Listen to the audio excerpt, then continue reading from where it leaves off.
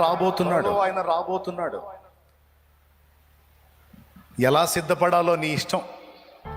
కడబోరం రోగినప్పుడు, చివరి మాటలు వినండి, కడబోరం రోగినప్పుడు మనుష్య కుమారుడు ఆకాశ మండలమందు ప్రత్యక్షమైనప్పుడు పెక పెక పెక పెక పరిశుద్ధులందరూ సమాధులు తెరవబడి భూమి మీద ఉన్న వాళ్ళలో అనేకులు మార్పు చెంది ఎత్తబడుతున్న వేళ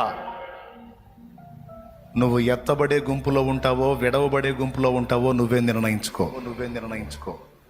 ఇద్దరికీ చెప్తున్నా, ఇంతవరకు పాపాలు కడుక్కోకుండా బాప్తిస్మాన్ని నిర్లక్ష్యం చేసేవాళ్ళు ఎత్తబడరు. ఎందుకంటే దేవుడిచ్చిన అవకాశాన్ని నువ్వు వినియోగించుకోలేదు గనక నువ్వు విడవబడటం ఖాయం. అందుకే ఈ రోజైనా నువ్వు రక్షణ పొందమని నీకు దేవుడు పిలుపునిస్తున్నాడు. ఒకటి, రక్షణ పొంది కూడా బరి తెగించి మళ్ళా ప్రభువుని విసర్జించి పాపాలలో మునిగి తేలుతున్న వాళ్ళకు కూడా చెప్తున్నా,